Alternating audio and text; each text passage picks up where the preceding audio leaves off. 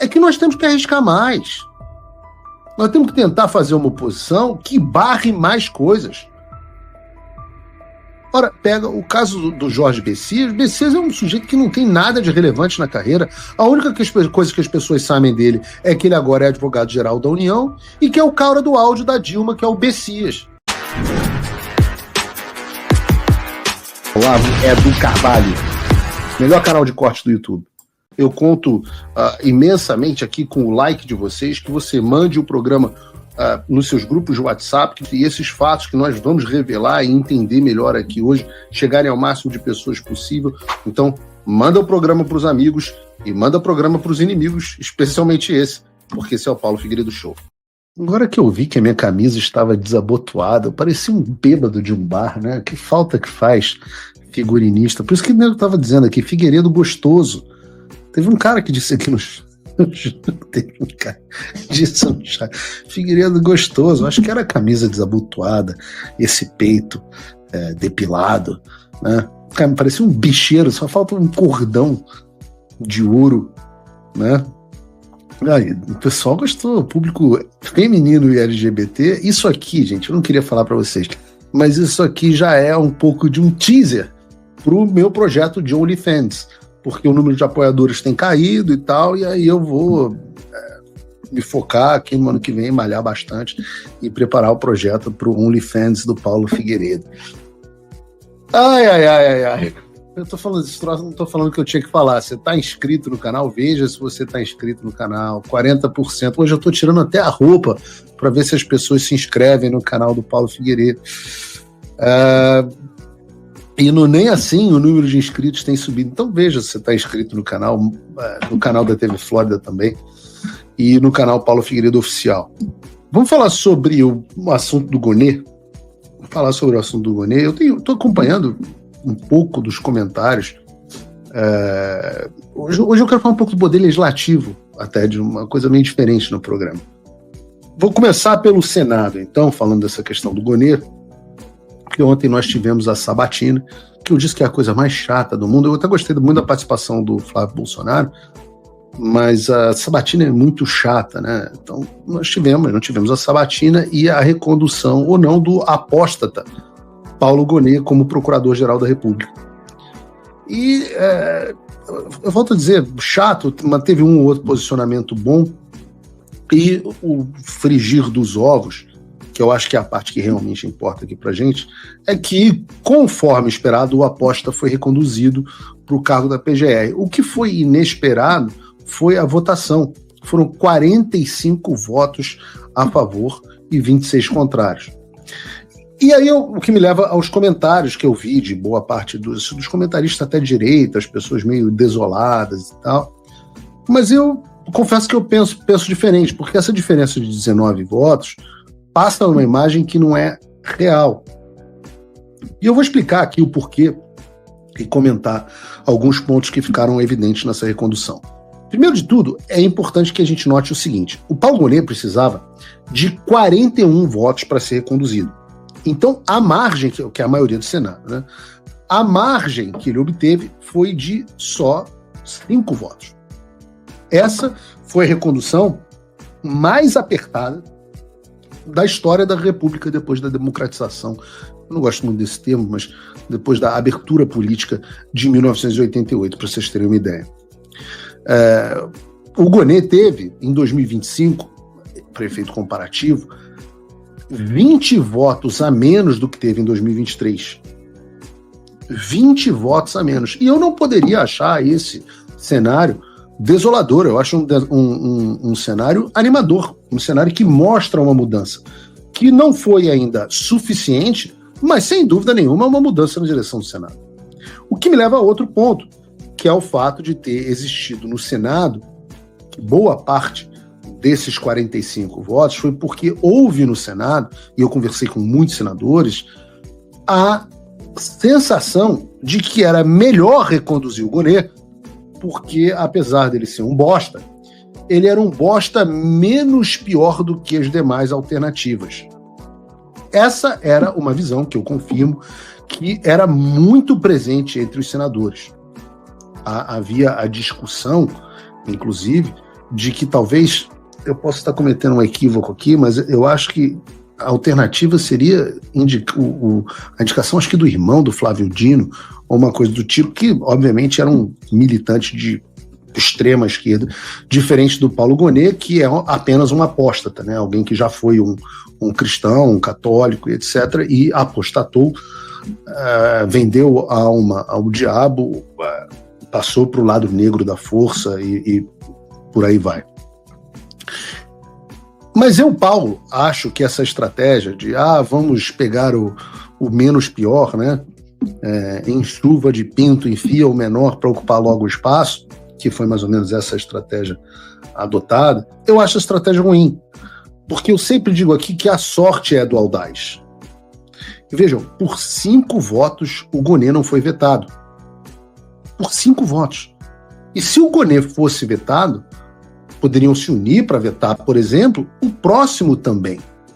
Mesmo caso ele fosse pior. Então, se indicassem alguém pior, ora, se vetaram o Gonet, por que não vetar também o próximo?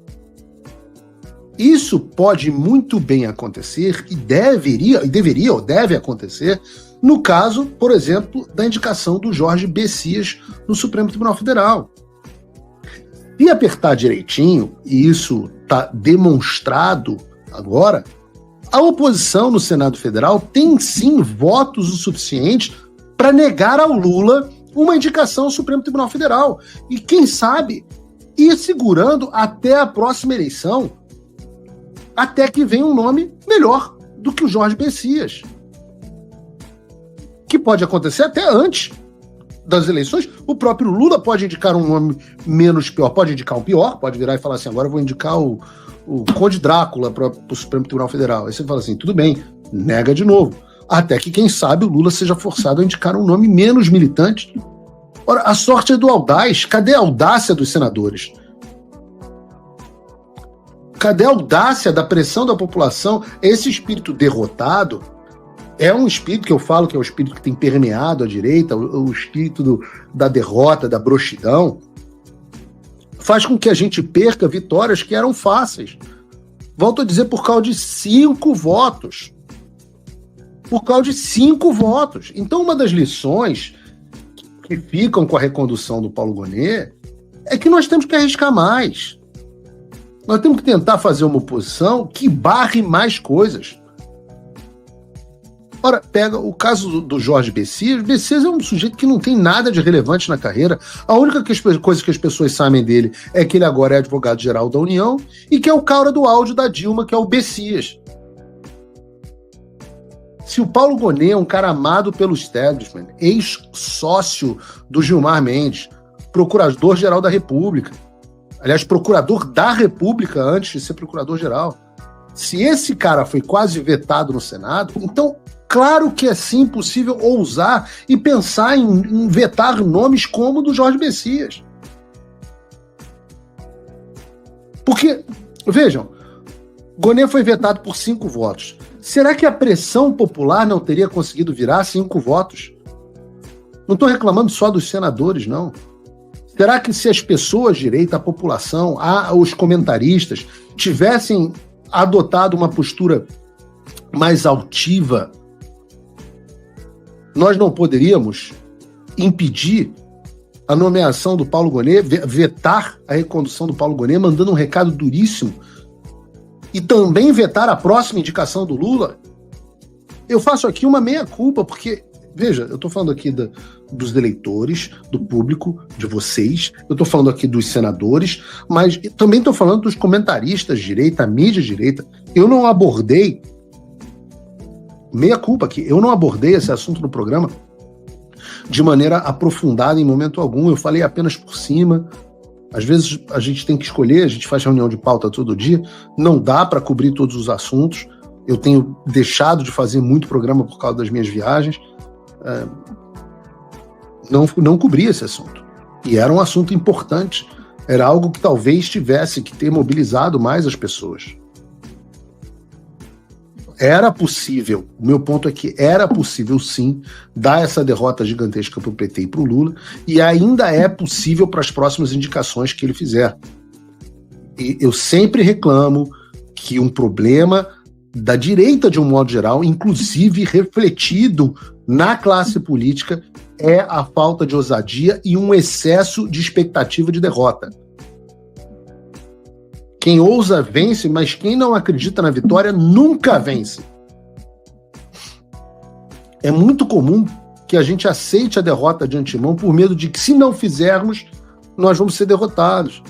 Mas, ora, se nós já seremos derrotados de toda forma, eu falo o seguinte: por que não arriscar mais? Está clara pela votação que a margem existe no Senado. Então tem que pressionar.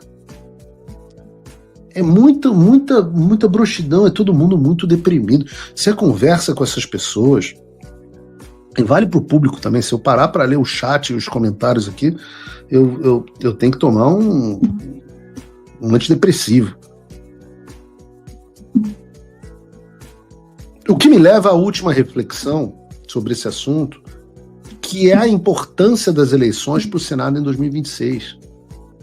Será que esses 5 votos que salvaram Gonê não serão substituídos por senadores alinhados no ano que vem? Ora, se nós tivermos minimamente eleições, é claro que podem. Agora, isso passa por eleger senadores que estejam de fato comprometidos com a luta contra as ilegalidades da República, do Supremo Tribunal Federal, com a luta pela anistia, com a luta pela libertação dos presos políticos.